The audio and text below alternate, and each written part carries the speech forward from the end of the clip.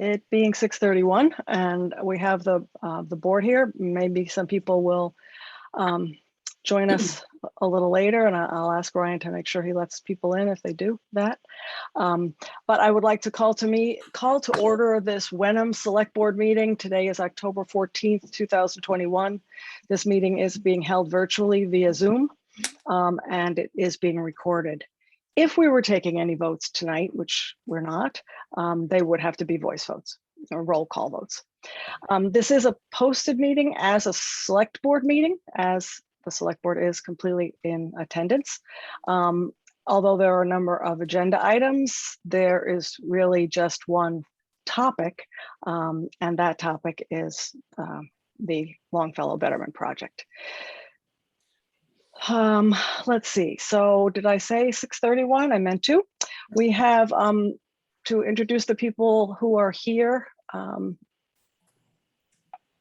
We'll here to ask, provide information and answer questions. We have the select board, which is Diane Bucco, Gary Cheeseman, and myself, Catherine Harrison. We also have our town administrator, Ryan Ferrara. Thank you to town council from KP Law. Sharon Everett is here as well to answer any legal questions, to provide any advice that we need. We have, I think I see our DPW department head, Bill Tyak, is here. And is there anyone else that I'm not seeing? Eric is here as well. Oh, Eric here. Okay, so we have our water superintendent, Eric Mansfield. One of the downsides for me anyway of Zoom, I can't see everyone. So I think that's all. Those are all the procedural things that we need to do before we actually start. And so we will begin our agenda tonight with just a really brief introduction from me. As I said, this is a one topic meeting. It's a meeting about Longfellow. I'm welcome to all of the Longfellow residents who are here. We appreciate you taking the time to give us your input. I want to make a note that the purpose of this meeting is to receive for the town hall people, all of us to receive, and the townspeople to receive an update on this project, as well as to receive any public input. The select board, to clarify, the select board has not yet deliberated on any of these issues. And that's not to say that we won't, but we felt it was important for everyone to have the same information and understand any concerns or comments before we meet and have a board discussion, which I think will begin at least this week. When we get to the part, we have some presentations so everyone has the same information. When we get to the part of public input, I'm going to ask people to put their names in the chat so that we can just, take people in order, make sure people aren't inadvertently speaking over each other. This is I should say a special hello to everyone who I think I saw on Zoom last night on a different topic, but there are a lot of familiar names here. So nice to have those names. Let's see, what else did I want to say tonight? We are here to listen. We all, I think, would like to come to a resolution on some of the issues that we have, and that is our ultimate goal. And I think this is, I won't say the first step, but a step in that process to allow us at least to all have the same basis of information as it stands today, and also to hear from the stakeholders. So that's enough of an introduction, I think. We have about, 10 participants other than those folks that are on the board. It says introductions, but I think for tonight, considering there are so many people, if you are going to speak or at the time that we're taking input, if you would like to introduce yourselves, please do. If you're going to speak, as I said, we're going to ask you to give your name and address. But I think maybe we'll, unless someone feels strongly about this, we won't go through this 16 or 15 people and ask them all to introduce themselves in advance. I noticed we've been joined by the chairman of our Water Commission, Ernest Ashley. Thank you for coming as well. So we've got some folks here that cover several different departments. Okay, if there are, is the board clear, I guess, on, and the staff on what we're doing? I think we have an agenda. If so, we will start the formal part of the agenda. And I believe Ryan has this. It's the first substantive agenda item is the Longfellow Road South Street Betterment Project Overview and Status Update. So I will turn that to Ryan Ferrara to give us all, share that information with us, if you wouldn't mind, Ryan. Thank you. Okay, Catherine, thank you. Let me just see if I can pass this forward. So just to qualify this, Catherine, we were going through the introductions. So just for those of you who don't know me, I am Ryan Ferrara. I am the town administrator. Just finished up my third month here in town. So some of this in terms of getting educated on the Longfellow South Street project, has been an education for me to be able to get up to speed and understand a little bit about that project and what the neighborhood has gone through and seen some improvements. So with that said, I always think it's important to be able to understand that not everybody on this call knows the whole history of the project. As I understand, there are 2 new residents of Longfellow Road. So if you allow me, I just wanted to give it a little overview for everybody about the history of the project, which began at 2017 at the urging of the neighborhood. In December 2017, the town entered into a memorandum of understanding, or an MOU, to widen Longfellow Road, make the ravine safer, and make improvements to the roadway. To be able to do this, Massachusetts legislature had passed a special act authorizing the town to make permanent repairs and improvements to the ways and borrow public funds. The reason for that is that Longfellow Road and South Street are private ways and not public ways. So that's the reason why that had to go through. So after the passage of the act, the town and the residents entered into a betterment assessment petition and covenant dated May 1, 2018.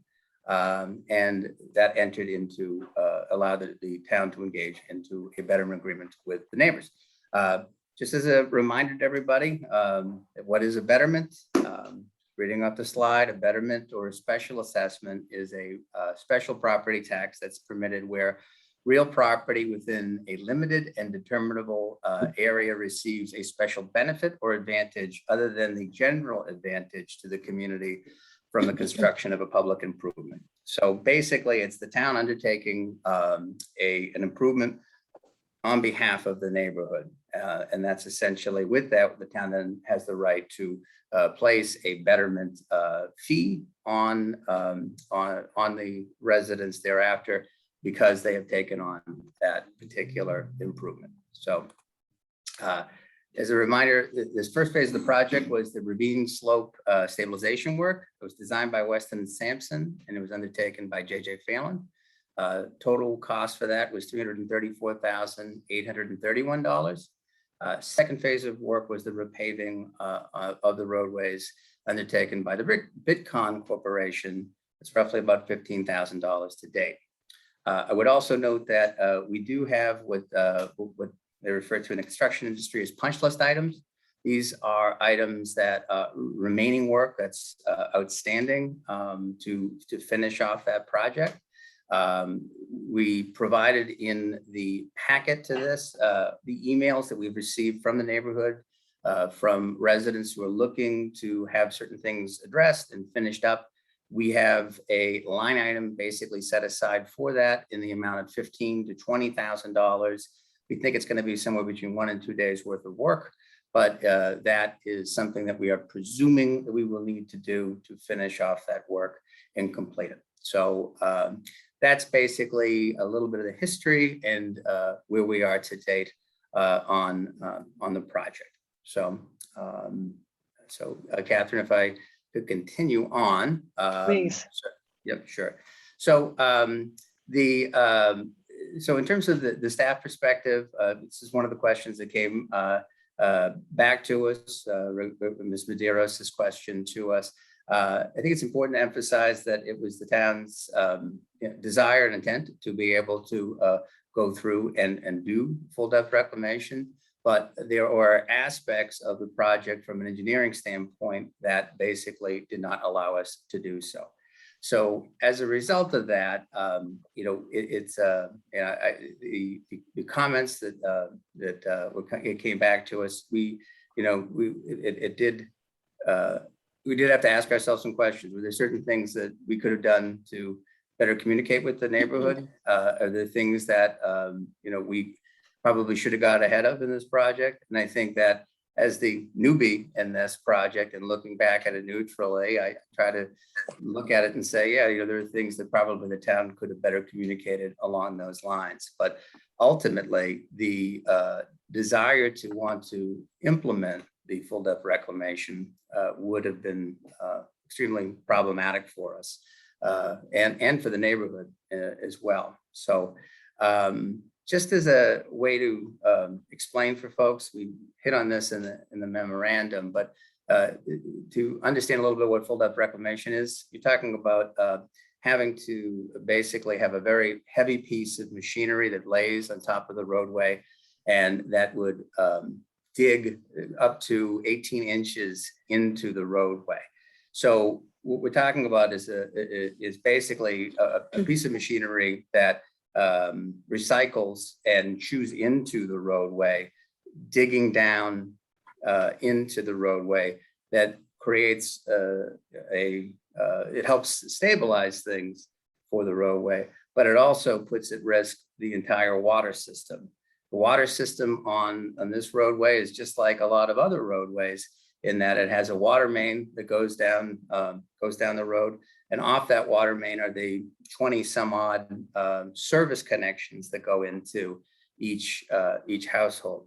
So part of that also too is that we don't, I'll leave this to Eric to talk a little bit about this, but having something of that weight and not having a full understanding of what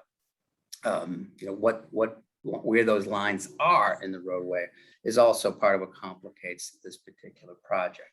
So regarding the roadway conditions, I want to turn this over to Bill Tyak, who is to my right, and maybe talk a little bit about what the existing conditions were on Longfellow Road and the basis as to why the town proceeded forward with the overlay. So Bill, you mind if I turn this over to you?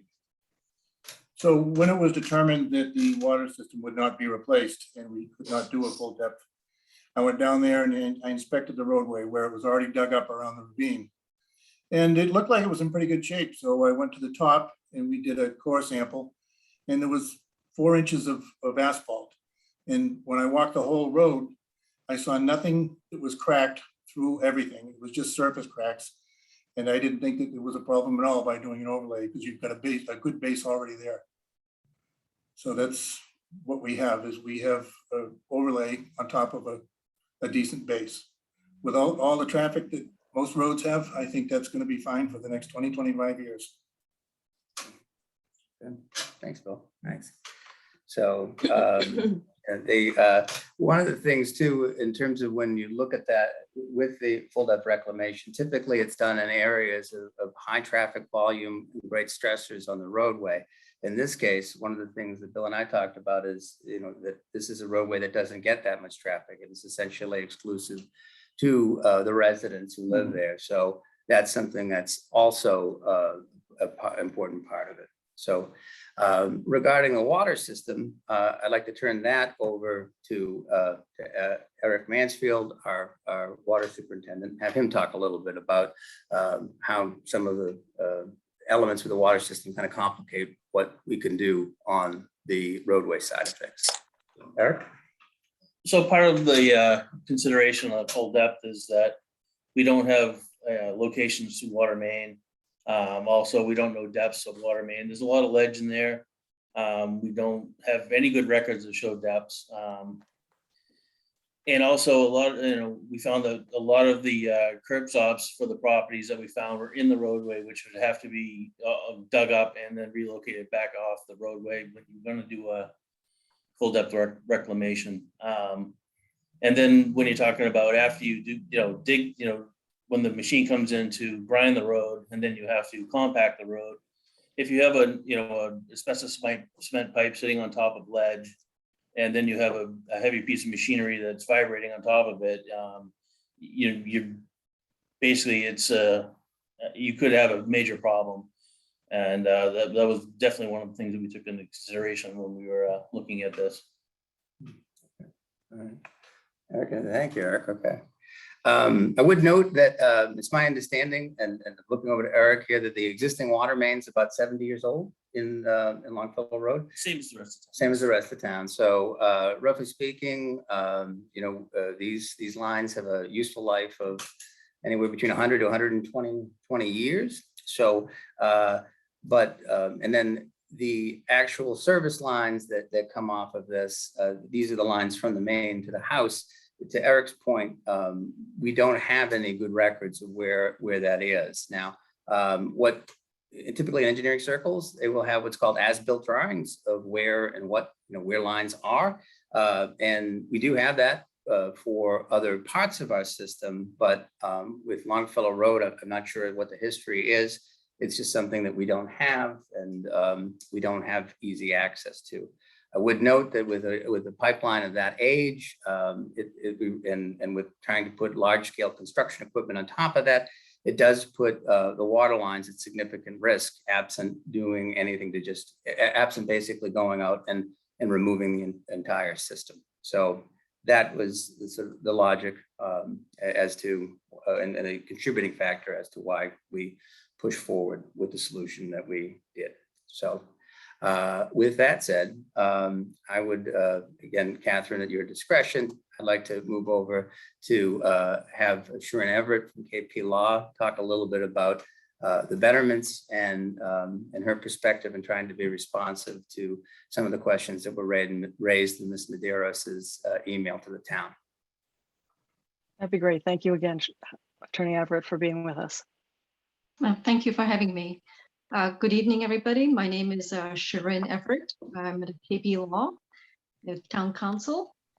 I was involved in this project going back a couple of years when this first started, and I worked with the town to put together the memorandum of agreement that the residents entered into. I drafted the special act, the town meeting vote, and then the betterment agreement that the parties entered into.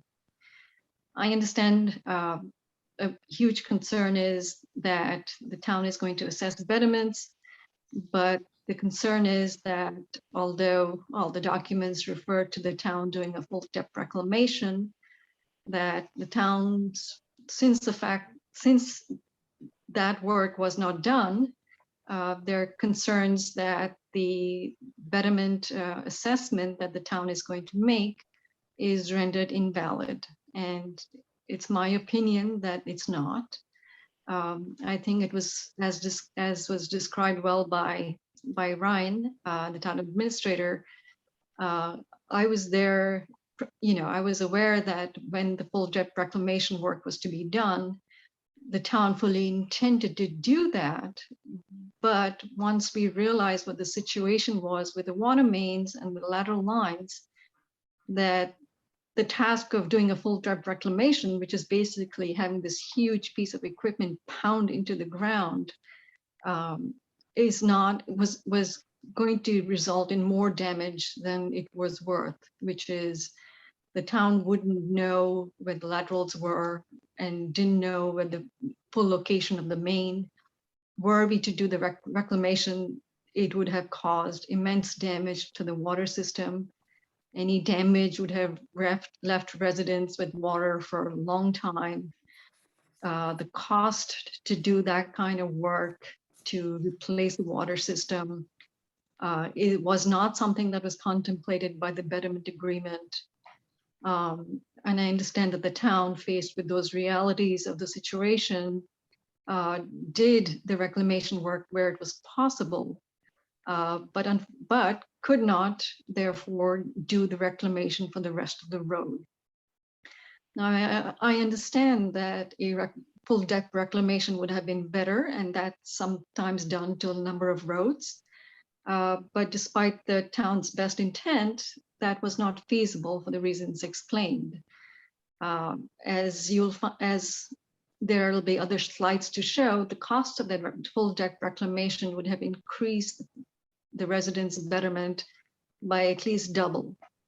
And not only that, since the town had not appropriated any money for that kind of work, that would have resulted in the work stopping until this town meeting vote, and probably would have resulted in the work being done next year. So a full year going into the project without the work being done.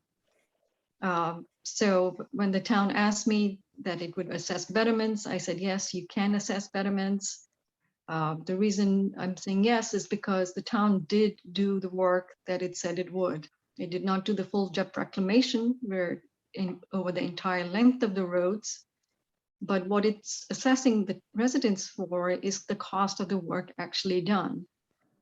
There is no cost being assessed to the residents that wasn't done. This is, so it's not as though the town is charging you for full depth reclamation when it hasn't done that.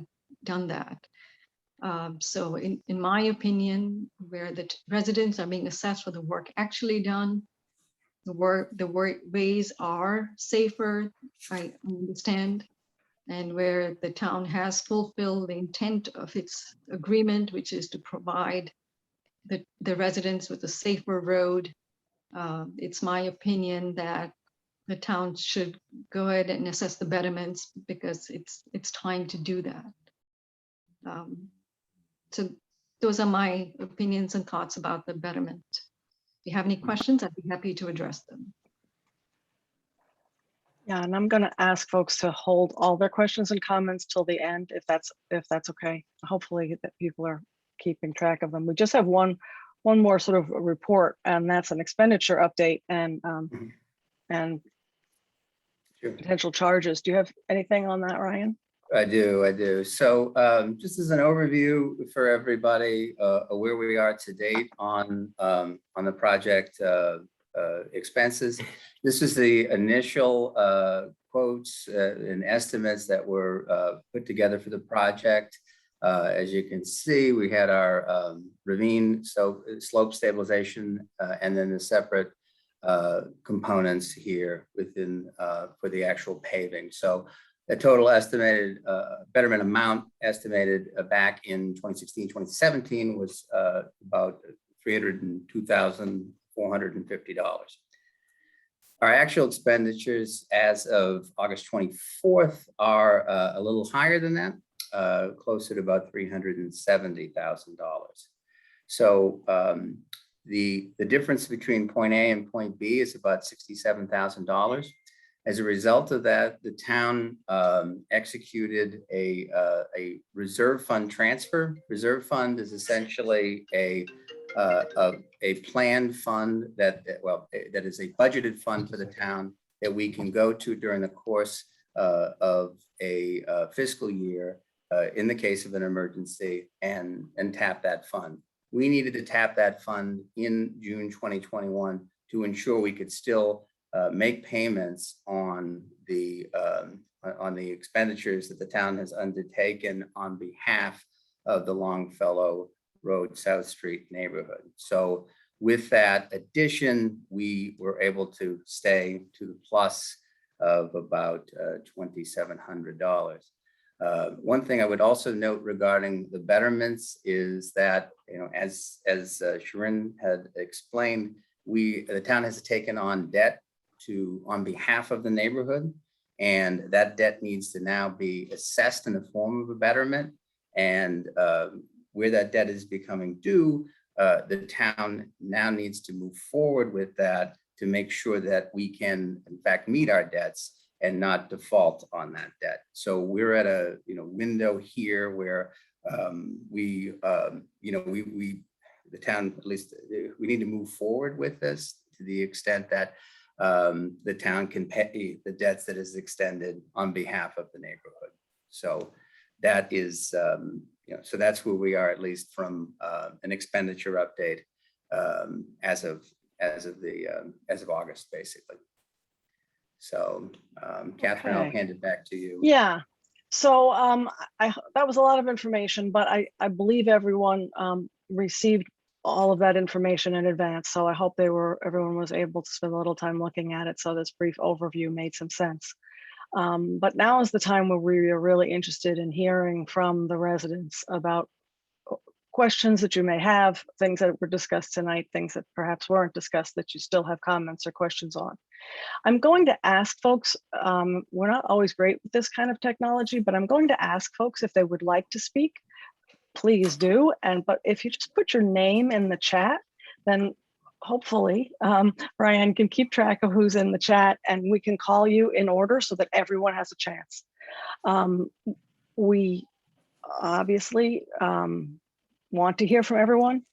So we're not in a rush, but please be cognizant of the, of some sort of duplicative comments that may go on. But we're ready to begin. Thank you for, now I can see more people on the screen. So is there anyone who would like to make a comment or has a question on any of this? This is probably the time to do it. No one wants to go first, or oh, Evan. I see Evan in the chat. Is that? Hello. Hi. What? Please So, tell us what you're thinking. So I just wanted to bring up my issues. My issues are around drainage. Can everybody hear me okay? Yeah. Yes, and Evan, before I forget, will you please tell us your full name and your address so we have Sure. that for the record? So Thank you. Evan Heenahan and Lauren Holloman at 14 Longfellow. Thank you. So my issues with the project are definitely around communication. I think that things could have been communicated at the beginning of this project, or some better scouting of the site could have been done early on to avoid some of the issues that some of us have with the finished project. But I mean, regardless of that, my issues are with drainage, and if I had known that there was just going to be a top coat put down, I would have raised my hand much sooner, because I get a lot of water on my property, and specifically on my front porch, my front foundation, in my driveway against the house, and the problems that I fight are now worse because there's 4 more inches of pavement in front of my house channeling water into my house. So I just wanted to speak up and say that I have an issue with how the project was left, and the fact that nobody was asking if there were concerns that any of the residents had with this project earlier in the process. Thank you. Thank you, Evan. I see Larry Oak in the chat. Larry, I just said your name, but if you'd give us your street address for the record, please. Yeah, Larry Oak. Can you hear me? Yeah, yes. Okay. Larry Oak, 19 Longfellow Road. I'm pretty much the last house on the road, except for the new house that's going up that Pamela and Yanni are building. So that tells you where I am. Now, I don't want to go repeat what Evan said. He was good. I agree with what he said. The reclamation part was like a big part of it at the beginning of this betterment process, because the last time we did one, we didn't do that part of it, and that was the reasoning of why the road, deteriorated so quickly, and that was my understanding. So anyway, I was just taken by surprise when we just top coated rather than dug out, and so that was a big concern for me at the time. I don't want to create another problem by saying, okay, now it has, I'm willing to move forward is my point. I think you know what I mean from here. And I always had a drainage problem up here, even with the other road. I have runoff from almost every neighbor, except, the ones that are surrounding me in front, because I'm at the low point. So I had talked to Bill that morning, and I asked him if I could speak with the guys. He said yes. And they put a little berm in front of my house, which is not pretty, but it solved my water problem, which after so many years of having a water problem, I'm like, I'll live with it, that's what I mean. But anyway, I just need extensions too, to go a little further to the end towards the Katsira's house, and also up from like where the fire hydrant is. Because if you come up here, you'll notice that there's a lot of runoff of dirt every time it rains on the street in front of me, which I end up cleaning up. It's just I'm getting too old for that. So, but this seems to would mend that for me. And I know a lot of other people don't want the berms, so I'm not trying, but that works for me, and I'm willing to go forward with that. So anyway, that's that's what I wanted to bring up. Thank you. I understand though, Catherine, I understand one thing that happened. I want to add this is we had a change of, leadership throughout the course of this betterment, because Peter left, and, then we had an interim, and then somebody else came in, and then, now Ryan is here, and the willingness to work with us is important to me too. So to keep this going and get it all closed up for you guys as well. So anyway, that's all. Thank you. Thank you, Larry. Do we have anyone else wishing to say anything? Could I just add something real quick? Sure. Since we have no one else. So Mark? I would like to have my punch list stuff removed from the project. If we spent $15,000 on the actual paving, I don't know where this extra 15 to 20 is going to go, but it doesn't need to come to my house. I'll fix my own issues. I'll get some cold patch or something. I don't want to add to the cost of the project any more than it's already gone over. So 14 Longfellow, you can take the punch list items off the list.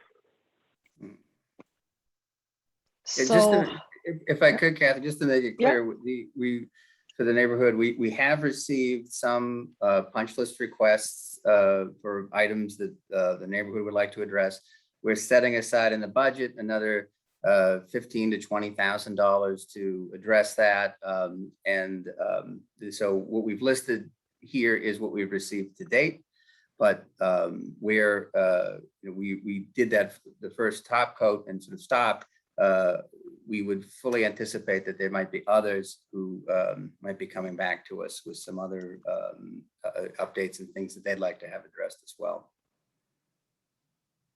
okay. We do Next have we have- the Parzellis. Yeah, go ahead. Yeah, go ahead. 6 Longfellow. Hi, yeah, it's Tim. Oh, hold on one second.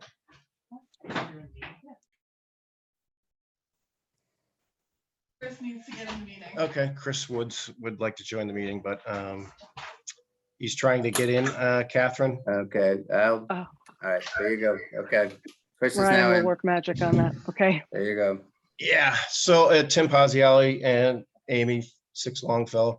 So the whole question, I deal with contractors and paving weekly at my job.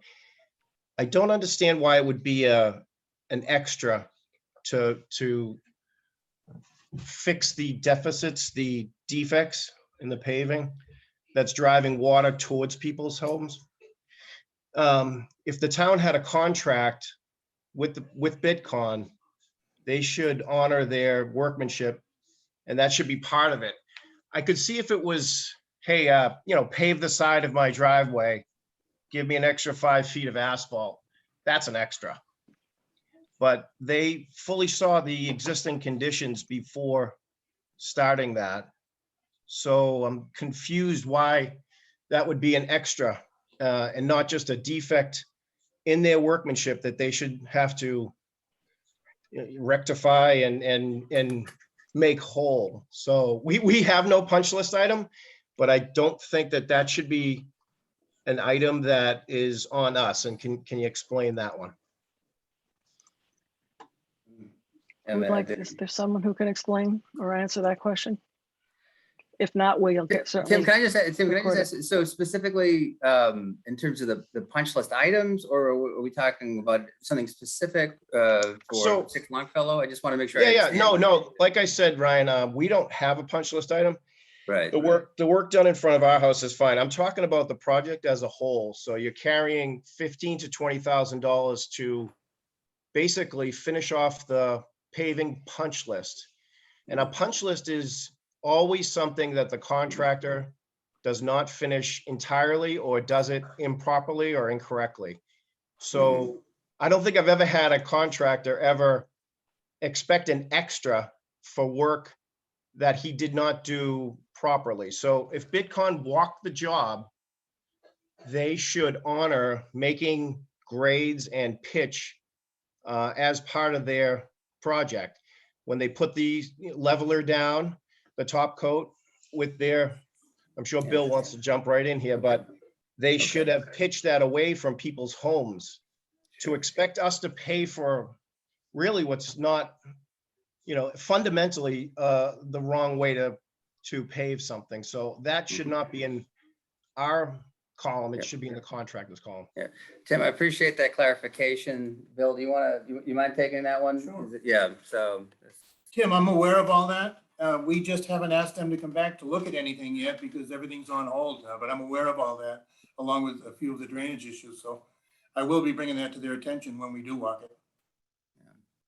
And I mean, if I could, I think that maybe some of it is that when we put it under the category of punch list, it isn't to say necessarily, oh, this is something necessarily was forgotten. I think it was just more of like the second phase. So and then maybe just a matter of semantics in terms of what was chosen in that front. But I think those concerns are noted, Tim. I'll be glad to walk it again with you if you want. Yeah, like I said, Bill, I don't have any punch lists. I guess as soon as the punch lists came out, I just want to remind everyone that's on this call, as soon as the punch list items came out, they were immediately associated with extra money. And that's, you and I, Bill, both know that if the paving contractor gets a contract, he should do his work correctly and honor it. So Absolutely. And he's aware that I have issues. okay, so what I'm getting at, Ryan, is it's for us here in the field looking at that, it should not be considered more budgetary expense towards us. I have other questions too, but I could wait till, I don't want to hog the time here. Chris, or whoever Catherine wants to let in next, go ahead. Who's next on the chat list, just so that we Looks have those like votes? Christina and Royal Roland. Hi there, Christina Rowland. We're on 9 South Street, which is connected to Longfellow. I just wanted to make a comment that we had such severe water problems after the top coat was placed that our entire basement for the first time in 13 years flooded. Luckily, Evan, our neighbor who spoke earlier, was able to help us and build a temporary berm, which siphoned some of the water off. It was when we had all that rain in July or August. And that has been helpful.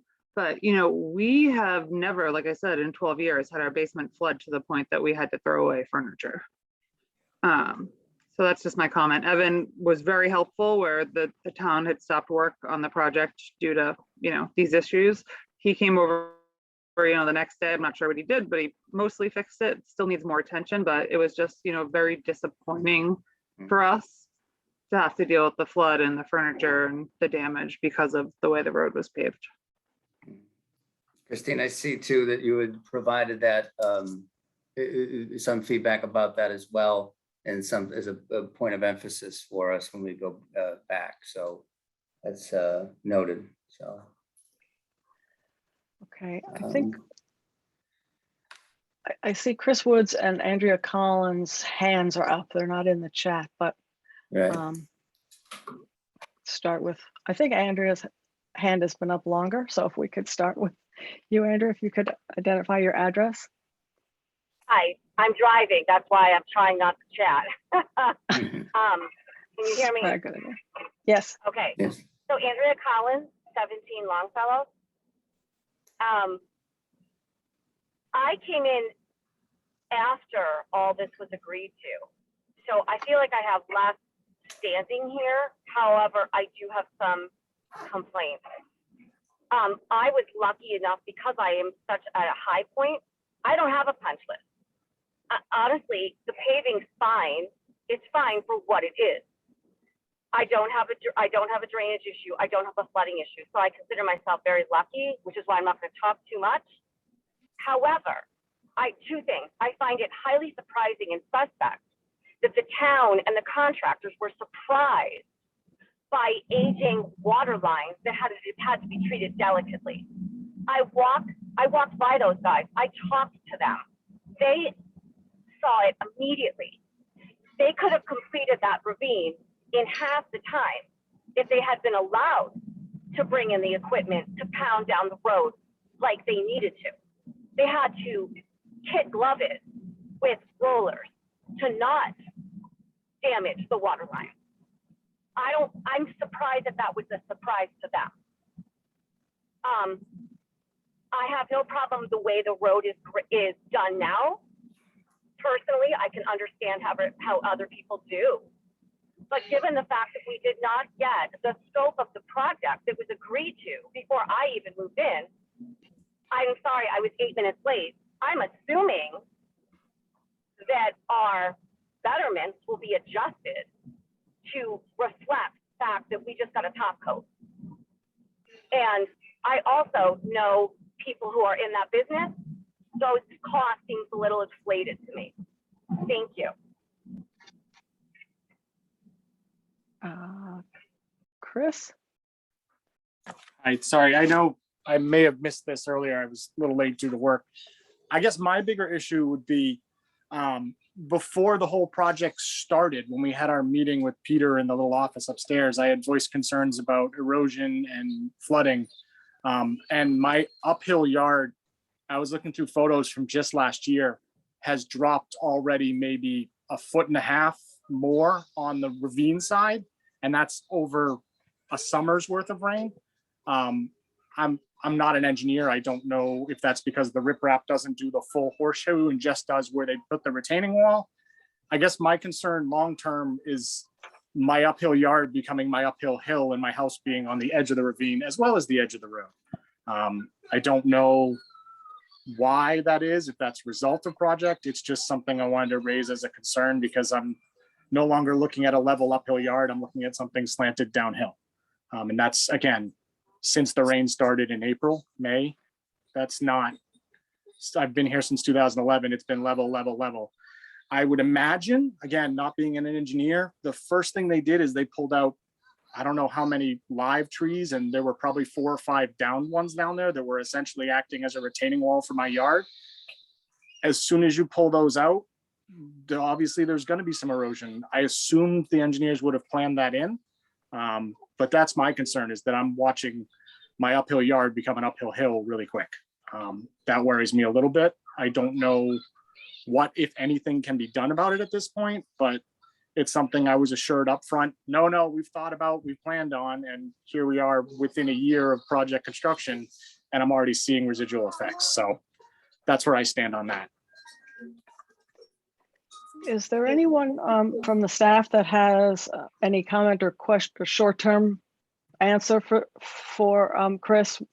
We're recording all of this and taking notes. So if there are questions that we're not answering, we certainly will get back. But on that one, and also on the question of, will there be an adjustment to, I think this was Andrea, an adjustment to the betterment because they did the full depth reclamation was not done? I think, Catherine, the thing to tell the neighborhood is this is something that Sharon had said earlier, which is that the neighborhood is only being assessed the costs that have been undertaken on their behalf by the town. So no, they would not be charged for that.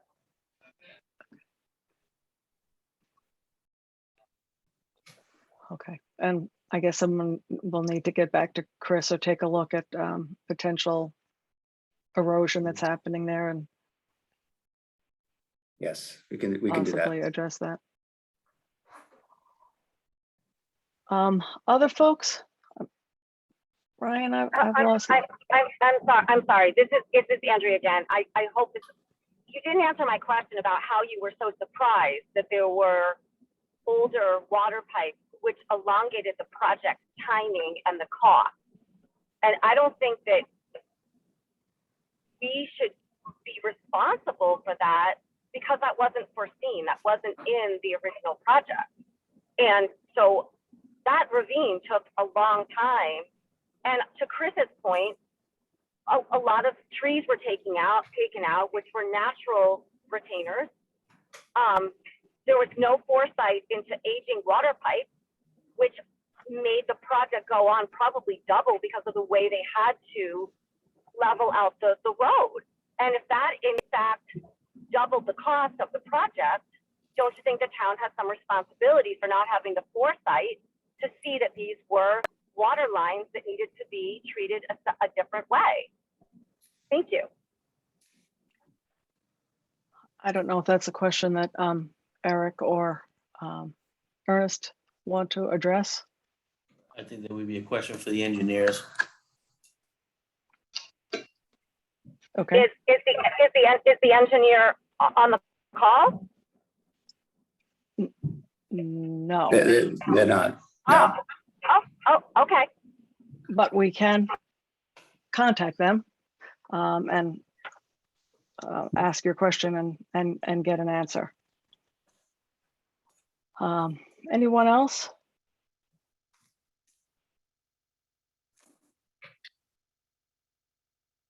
Well, I'll say one more thing. It's Larry. Sure. Thank you. I was under the understanding, and I think you've already clarified it, that like Ryan said, there's not going to be another cost. If I have a little punch list happen, there's not going to be an added cost. It's going to be from that fund that you explained, or Ryan explained about, I guess, before Bill spoke. So that's my understanding now, because if I feel the same way as Evan, and I don't want to add anything. Right. I'll go out and do something myself, but if it's like was told to me, we're gonna take care of all the little problems that existed from the top go, then I'm like, okay, here's what happened, and I'm fine now. And that's Right. is that right, Ryan? So, yeah, so Larry, what it is we've got like another basically $20,000 set aside in the budget to address those punch list Right. items. If the whole neighborhood said, we're happy with everything, which clearly Yeah. you're not, then that's okay. But that, Ryan. then it wouldn't be an expense that would otherwise be Right. placed on the betterment. So Right, it's but- really dependent on what things the neighborhood wants, and we're part of this is, and as Bill had talked about earlier with this, trying to work with the vendor and making sure that they're happy as well. So Well, there's- not the vendor, but that you're happy, the neighborhood's You happy. don't, you don't foresee an added cost, is what you're saying. Well, it's already, Larry, it's already within the budget. So again, if we're saying that we have enough money to do this extra work, Yeah. and if the work takes place and we do it, then that is going to be placed on top of the betterment. So it's not necessarily an excess. It's just part of the project cost. Okay, but bottom line, does that mean if I have another berm I need to have built, paved, or whatever, how you do it, Mhm. is that going to come back and say, okay, your 20,000 is now 20,500? Is that? No, it's part of it would be part of the 20,000. We Okay, anticipate that doing yeah, your right. work and Okay, anybody see- else's work is already accounted. That's how I understood it. So I wanted to Yeah, clarify. right. Thank you very That's much. Thank you, Bill. Okay. We got Hi. Pam is. Yep. Catherine. Yes, so we obviously are paying taxes. We're the house that hasn't yet been built, completed at 21. I'm kind of a numbers person and I'm really struggling with looking at the numbers. My understanding was originally the budget was for a total reclamation and for repaving and whatever the construction costs were, and it was estimated at approximately 304, if that's right. And then the budget came back at something like 334. But it wasn't a total reclamation, it was just a resurfacing. And I heard you speak in your initial summary that it would have been double if we had done the original reclamation. So it would have been 600,000, which is shocking to me that the change from 300,000 to 600,000 in 2 years. And that we're paying for at reclamation prices, because that's what we had budgeted for, but only getting a top coat. So can you explain why there is such a disparity in the pricing? And, you know, I don't know if you can put that back up on the screen again so we could look at it, but I think everybody's really perplexed as, you know, we were promised one thing at a certain price and we got far less at the exact same raised price. So that's pretty upsetting. Yeah. Pam, respectfully, I don't know that part of what we included within this was the attachment A, which I think that Sharon had touched on some of this, which is to say what would mean if we had to replace the entire water system. And this is part of what, you know, the engineering reality of the project is that if we were the water system, you know, if we were to do full depth reclamation, you know, we'd be putting such kind of pressure on the water system that both the water main, which is the main 6-inch main that goes up your road, as well as the services would need to be replaced to ensure that they did not become compromised in any way. So what we included in this was, you know, trying to understand what those potential costs were. That's included in attachment A, which is where some of the expenses are outlined, what it would cost for putting in a water system, or basically a brand new water system with this, and the full depth reclamation. So I think that's spelled out there in the attachment. So, but why is the cost currently even more than, so if we exclude the water main portion of it, why just a 4-inch resurfacing the same as the original cost of a reclamation, completely excluding the water main? Because I understand that would have added an extra cost. I do get that. But now we're saying that it still came out more and we got less. Yeah, I don't think that. 51,000 was for the full depth reclamation. All We right. spent less than 20. Right. So yeah, that's, I think Bill's right. Bill, if you want to. The full depth reclamation original estimate, which was just a budget number, was 51,000, and we've got 14,000 into it now before the punch list. So even, you know, once the punch list is done, I think you're talking closer to 20,000, not 51. Thanks, Bill.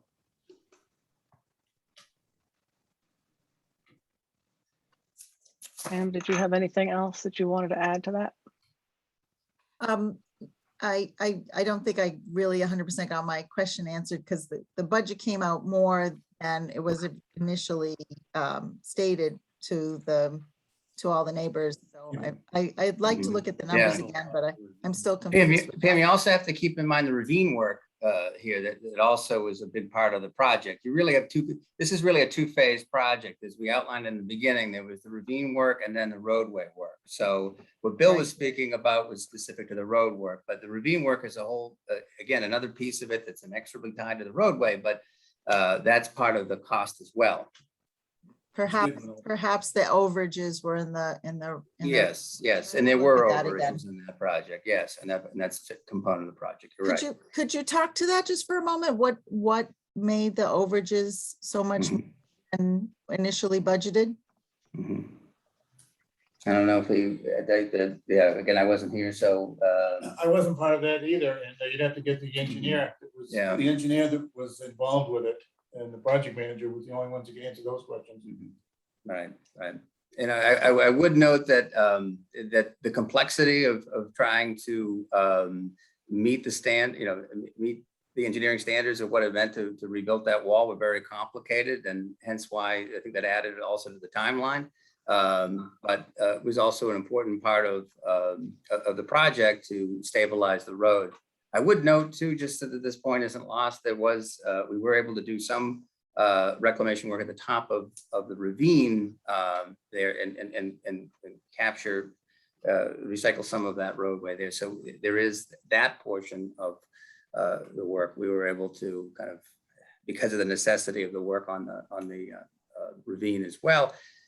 There were improvements that were made there, and that particular area is the underlying the reclamation work was undertaken. So okay, thank you. I appreciate your effort. Thank you.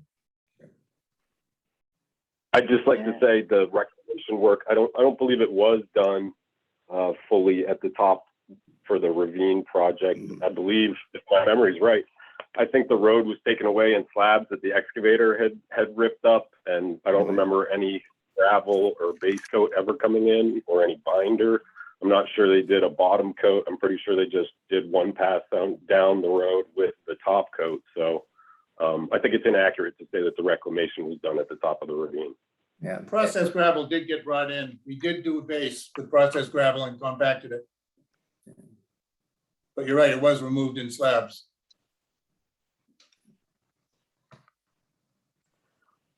Christina, I think Catherine is next. Yeah, that's what it looks like. Hi there, Christina Rowland again, 9 South Street. I'd just like to reiterate the concern that Pam Katsiris brought up, and I would like the question posed to the engineers of why the cost was so different from the original estimate. Thank you. Got that.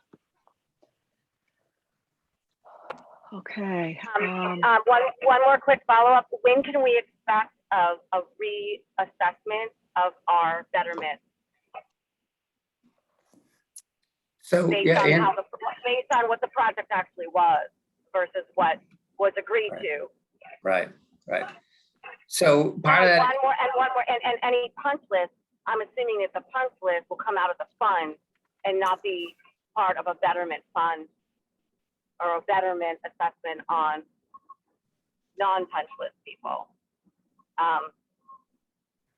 yeah. So Andrew, again, the punch list item is part of the whole entire road work process. So this is again, I think as I said before, using maybe the term punch list might be inaccurate here, because this is going to be dealing with some of the slopes, some of the issues that Bill has.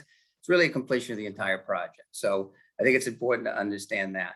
As it relates to the assessments themselves, that is going to depend on, again, what we presented so far tonight. And one of the things that we wanted to talk about was also to determine if we have a full list of punch list items. And again, we won't call it punch list, we'll call it remaining work items that the neighborhood still believes that we need to address, and we can work with you on that. So that's getting Bitcom back out to the site, walking the site. I think Evan and some other folks wanted to participate in that, and that's fine. So we can do that, but then from that is how we then have a final component of the work. And with the season being what it is, the clock's ticking. So we need to kind of come to terms with this soon. Okay. Jessica Baker. Hi, Jess Baker, 16 Longfellow. I just wanted to clarify that at one of our last Zoom meetings, I think all the residents on the road tried to speak calmly and clearly. And I think what we were told that things were not going to happen. I think most of us woke up the next week with work being done, a guardrail installed with a fence. So I feel like with all the changes in hands to the town, there's been gross mismanagement. And I understand the lawyer wrote a statement or an email saying that the town is exempt from any responsibility or liability, but the town will make all decisions on this project, but it will not directly or indirectly affect the town at all.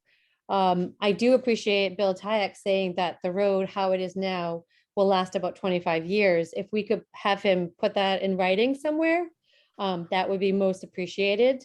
When they were paving the roads, Andrea and I went out and spoke to them as they were putting down the asphalt, and I was very concerned because there was bumps everywhere. Plowing has been a concern before when we've repaired our road. Plows come up, they do the best they can, but it rips up the pavement. And the way they left the asphalt with 2, 3, 4 inches, if you turn the corner to 20 Longfellow, Lisa and Les were concerned that the plows are just going to rip up all the work that was done. Our driveway, there was a 2 to 3 inch discrepancy, and Andrea stopped them, asked them if they would fix it. The guy came by, did a few passes and then said, just throw some dirt down in the driveway. We went away. We were told that Bill was coming up to look at the area to make some adjustments. Dirt was put down, grass seed was put down, and it all washed away to poor Evan's driveway. So there's been so much mismanagement and patchwork and trying to fix what the very, I think, scope of work, the job, what we were told was going to happen in the ravine, the widening, and then the issues with the water main, frightening everyone, saying that we'd be liable for paying for the water main when the town is actually responsible. Even the road project was initiated because the town threatened to not plow any longer.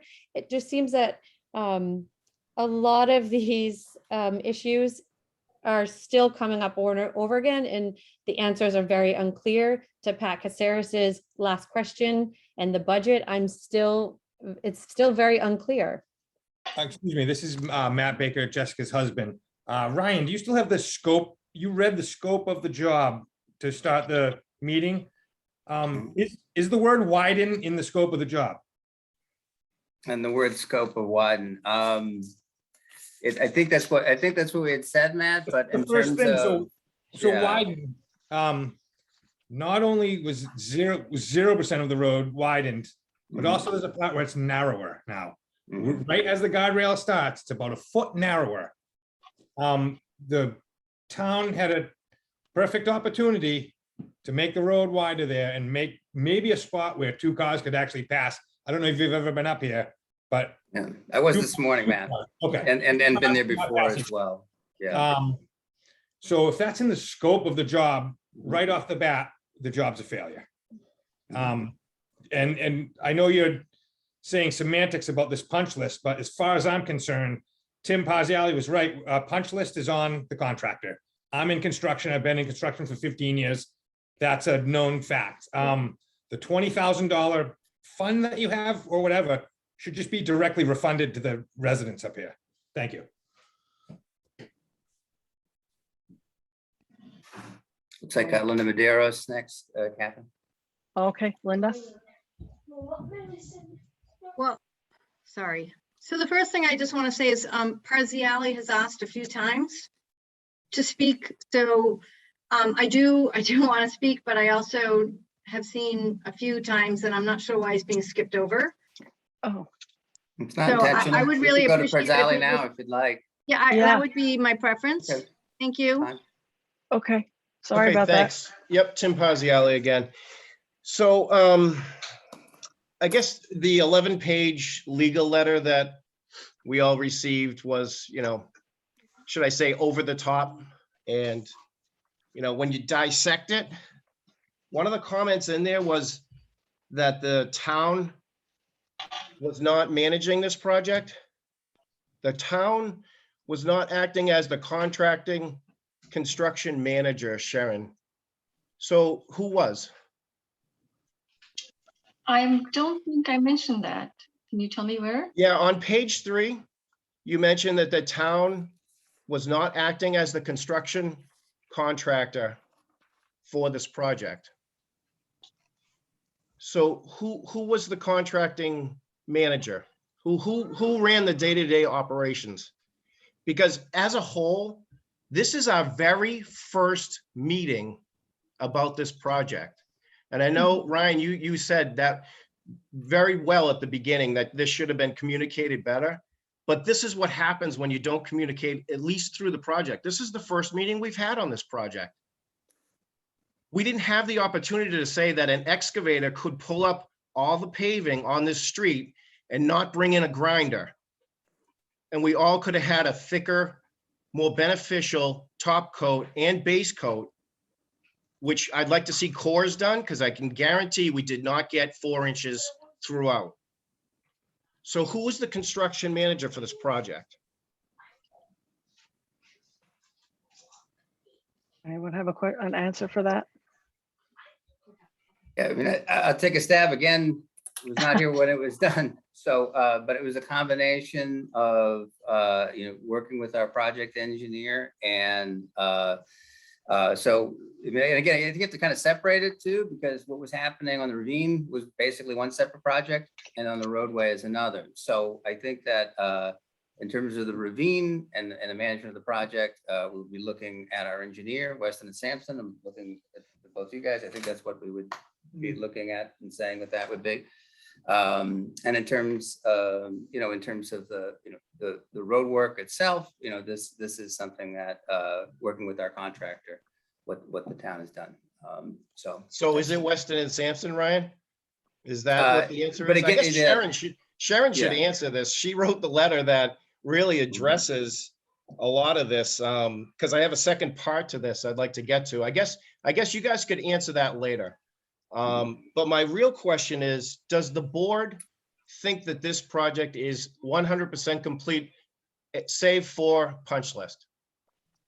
Well, let me just clarify something. I'm sorry to interrupt.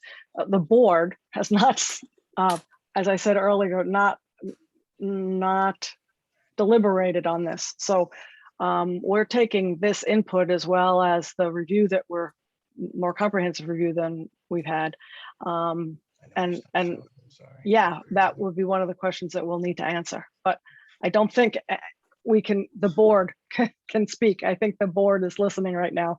That's why we're relying pretty heavily on staff. Yeah, no, I totally understand. What I'm getting at is in Sharon's letter, it says that the board thinks this is all set, basically, or she implies that. So what I'm getting at is, has the fire department, the police department driven the road and they are willing to sign off that this project has made it safer? Because just like the Bakers just said, you in your letter said that the road is compromised because it's only 12 feet wide and creates problems for the residents and the construction work. Well, the road is still 12 feet wide. So what I'm getting at is, I live right here. I don't want to be liable for something that is not fitting with what we expected. So we're basically at the same thing. We have a 12-foot wide road that the fire or police departments have not accepted yet. So I guess what I'm saying to you is, I know the town wants to levy betterments. I understand that. Everybody wants to get paid. I totally get that. We're all on board with that. But the product we've received hasn't been accepted by the people way back when the house burned down at the end of the street that requested that this road be made safer. And the town lobbied to us to please make this road better. And that's how we got into this. So I think, Sharon, it's very difficult for me to understand how you said it's a 12-foot wide road and it's hugely challenging to work on, but that's exactly what we have now at the end. So we have a challenging road still. I'm not understanding. I'm sorry to take up everybody's time so much here, but I gotta state this. Andrea Collins, 17. Tim, I so agree with you. I think the project is a total failure. And I'm not one to criticize, and I'm not professing to be an expert in anything engineering. But everything that was put in that document as the outcome hasn't happened. The road was, I think, more stable with all of the trees. Now we have this huge cost. We have a narrower road. We don't have any betterment whatsoever, but we're supposed to pay the cost of this, quote, betterment, and we aren't getting any answers from the engineer. I think this is a poorly managed project, and I think the onus is on the town to fix it, not us. So I'm sorry. I wasn't involved with this because I've only lived there for less than 3 years, but I am shocked at the lack of preparation and the lack of execution and the lack of communication. And the end product, to Tim's point, we're no better off. Thank you. Has Weston and Sampson given the town its final report, closed out report on this project?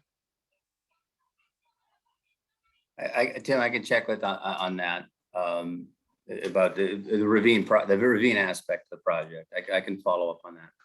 Yeah, that's a huge component. We spent, what was it, over $100,000 for Weston and Sampson to possibly manage this project. I'm still trying to figure out who managed the project. Like you said, Ryan, it's a multifaceted project you just mentioned, and that's when you really do need a manager, a construction manager on the project solely, not different entities managing different facets.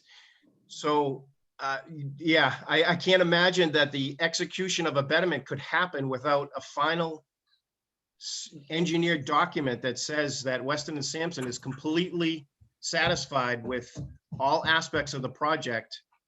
Yeah, that's surprising. So I guess we should wait on that. Yeah, and I think we've got Chris's other comment that he had provided earlier as a follow-up as well. Linda Medeiros, do you still have a comment? We passed over you, but Yes, no, that's fine. I mean, I have a few, but I'll try to keep it short. You know, just starting with Tim's way early comment about who's responsible for some of these punch list items. I certainly have talked at length with Barbara. So I'm at 15 Longfellow. Barbara, I believe, is 10 Longfellow. Her entire driveway was damaged by J.J. Phelan. They parked their big vehicles. They used her space, which was right across from the ravine, as sort of their staging area, their parking area for their big vehicles. You know, this is not a project cost that should be added on. That needs to be fixed by the contractor. She was very clear with Jackie about that. And I just want to make sure, because a few people have mentioned things like that, you know, that's not a project cost. Beyond that, I just also want to go back to the very beginning, because, you know, it's somewhat striking to me to have, you know, the presentation begin with, you know, the understanding of what this project was all about and what a betterment was. And all the people telling us that had nothing to do with it, basically. So, you know, we negotiated a contract in good faith with the select board in 2017, and then again in 2018. So it'd be the MOU was signed in 2017, and then it became the betterment petition of 2018. It is equally shocking to me. I think Andrea said the same thing. How is it that we negotiated in good faith with the town promising us a full depth reclamation and a wider road and, you know, a safer road, and we got into this project with the town based on what we believed the town had some competency to accomplish for us? Because why would we even go here? You were supposedly more competent than we were. And Sharon was not involved at that time. It was Alana Quirk who was involved in that time. And she met with us and she explained to us all of our various options and the different ways in which we could go, and we could do this, or we could do this, and we could do this. We chose this believing that the town had some competency to do it better than we could. And clearly that's not the case. I mean, you can't even foresee the water main problems, apparently. And I mean, that's just absurd.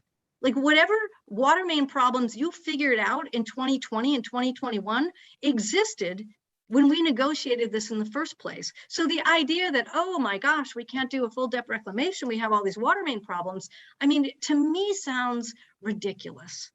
And I'm sorry, I don't have a better way to say it. It just sounds ridiculous.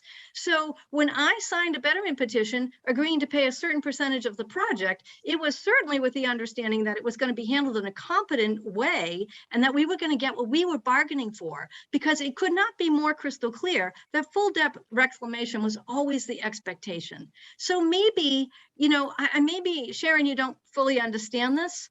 We negotiated that formula. And we had to negotiate a formula to do this because the town's bylaws said the betterment would have to be billed to us based on our frontage, which was completely unacceptable. And we never would have had an agreement in our neighborhood if we'd had to use the bylaw of frontage to do this project. So we all negotiated, those of us up high on the road above the ravine, that we would assume the full cost of the ravine work, which is very different than what frontage would cost me, and that we would pay a percentage based on the distance from Pleasant Street to our driveways, which again is very different than the cost would be based on frontage. So now you tell me that I don't have the expectation of what I bargained for under the contract, because, well, this is just a betterment and you got the benefit, you got the bargain because we did the work that you wanted.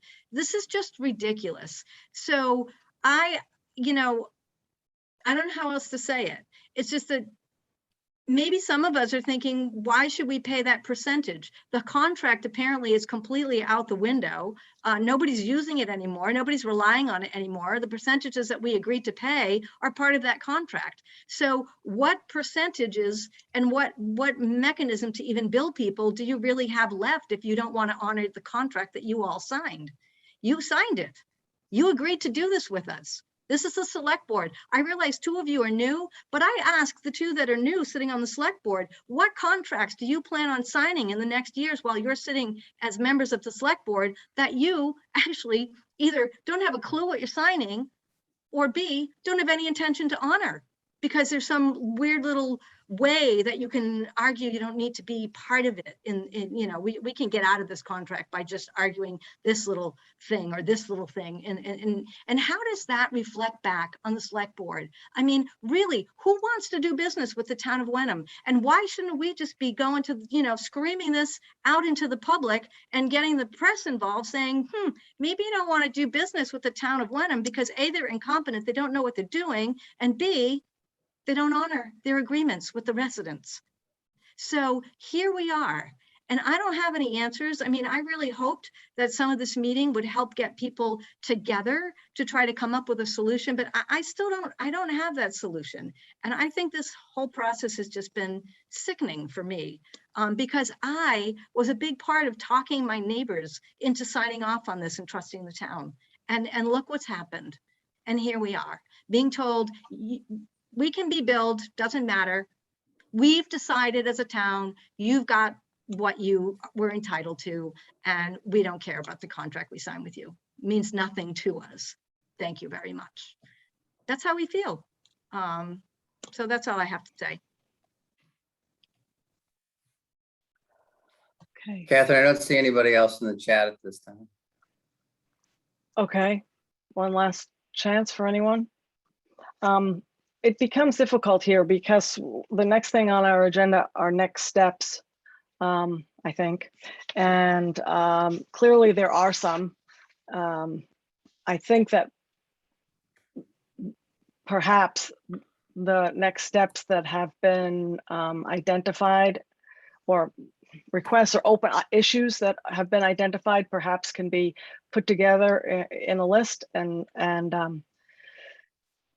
the board will talk through them, and we'll figure out how to answer the questions or resolve the issues. There was some pretty, I don't remember all the questions. Thank goodness I don't have to take the minutes, but I have complete faith in Catherine Tinsley to do that.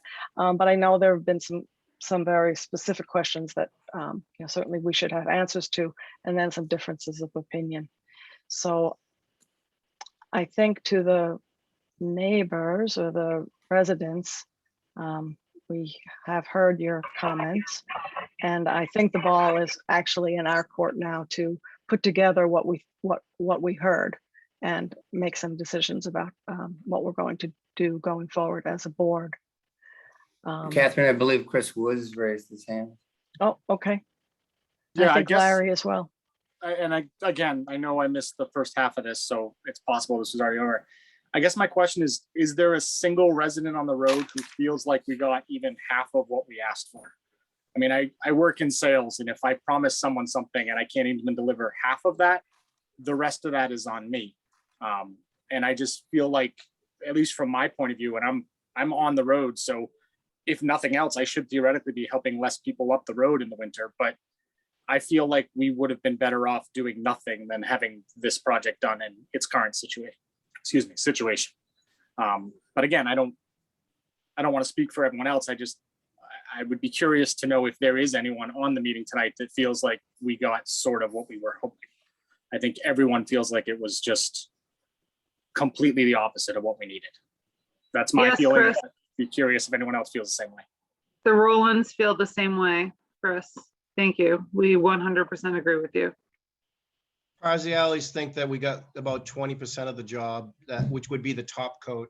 Maybe that's a little less than 20% if you look at the actual numbers. And Catherine, could I just ask that you said, oh, we as the board is going to go back and make some decisions on this. Could you possibly just communicate with us one more time, or give us Absolutely. yeah, like a stream of consciousness? Because like I said, this is the, like, it sounds like, I'm sorry, I don't think you're like this, but you sounded like, yeah, we're going to go back and charge you guys all double and we'll talk to you later. So I think, yeah, if you could. Yeah, I sorry if anything I said came across that way. That is not the intention. I think there have been a lot of issues that have come up tonight that we need to consolidate and understand, that the board needs to consolidate and understand having been involved at the beginning. I am fully committed to bringing any thoughts to the neighbors. And again, I can't speak for the rest of the board, but clearly there's a communication either now or has been. So I hope that the board agrees that we would not make any, sort of blanket statements or decisions without communicating back to this group. That was, if I conveyed that, I apologize. I think if you know me, you know that's not my style. Oh, absolutely. No, and absolutely. I didn't mean to convey that. Nope, no problem. I just wanted to hope that we would have more communication. That's all. This is Andrea. I'm sorry. I agree with the way we're being spoken to right now. This is our money. So treat it like it was yours. And you don't get to make decisions and then come back to us and tell us what's better for us.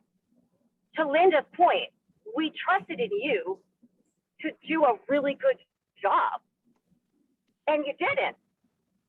So don't do this again. You should not be going back and convening as a board and then telling us what your next steps are. Your next steps have to incorporate us.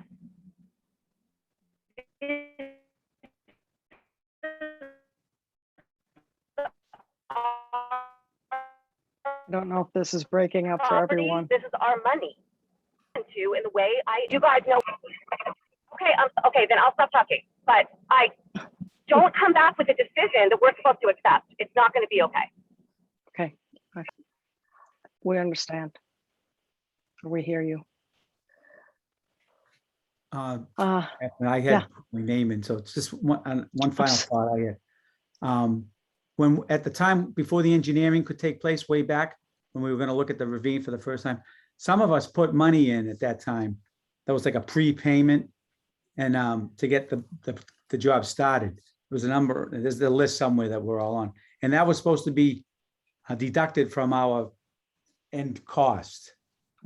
So that's my understanding, Larry. Right? Oh, you got that, Ryan? Okay. Yeah, that's my understanding of how we would work out the final betterment with it. Yes. Okay, then I'm good. Thanks.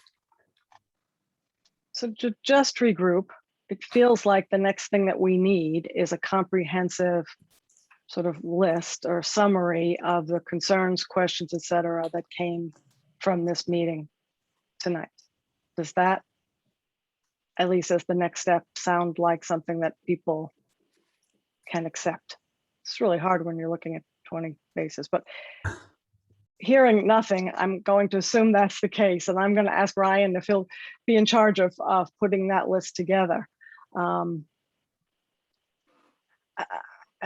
frankly, it's not up to me alone.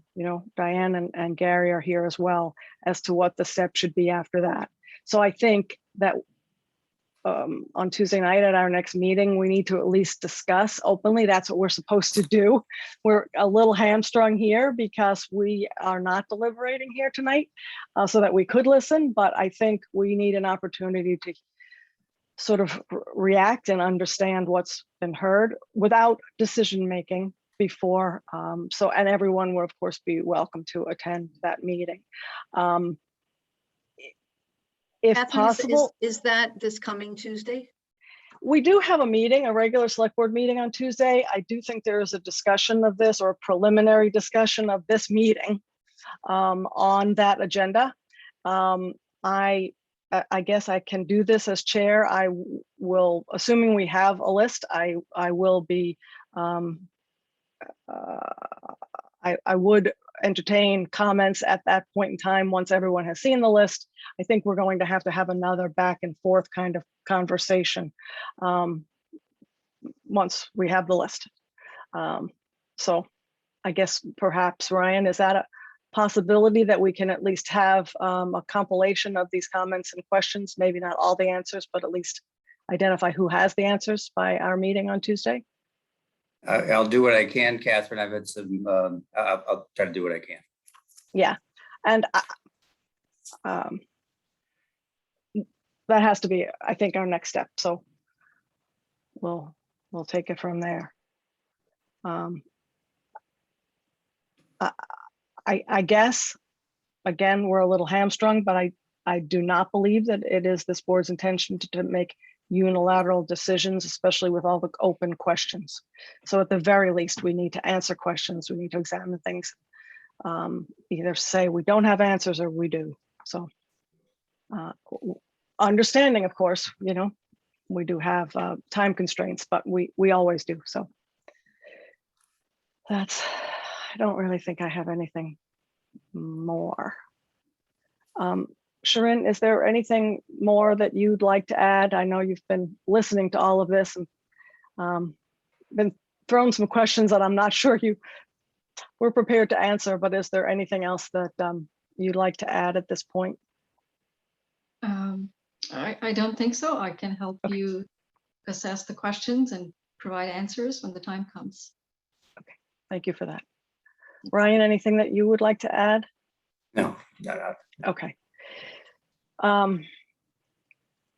This, we want to resolve this project. I want to resolve this project. I guess I'm not allowed to say we. And there'll be more discussion on Tuesday. I really recommend, if you would like to hear what folks, the other board members are thinking, that we will have the discussion on Tuesday, some preliminary discussion, and then, you know, perhaps it will have to be continued if we don't, if, you know, if the list is not, it's a pretty comprehensive list, if it's not ready. Once we have that list, we could, I believe we could circulate it, but we've got to, you know, have it first. Okay. I think that's all that we have for tonight. Again, appreciate everyone coming out. We heard you. Just that's all I guess I can say is we've heard what you say and what you've said and your concerns. And if no one has anything else at this point, I will request a motion to adjourn from one of the other select board members. We appreciate your time and your comment, that you understand and that you've listened to our concerns. That's very, very much appreciated. Yep. Thank you, everyone. Thank you. We try. Thank you. So you want to Okay, make so- a motion, Diane, or as Yep, usual? yep, I'll make a motion to adjourn. Is Second, there a second? So I said at the beginning we weren't going to have any votes, so we didn't need to think about the roll call, but we do have this vote. So we'll do this vote. We'll take this vote by roll call. It's a motion to adjourn. It's been seconded. Gary, your response? yes. Diane? Yes. Catherine, yes. So again, thanks to everyone. You'll be hearing from someone again and soon, hopefully, but we're adjourned for this evening. Thank you.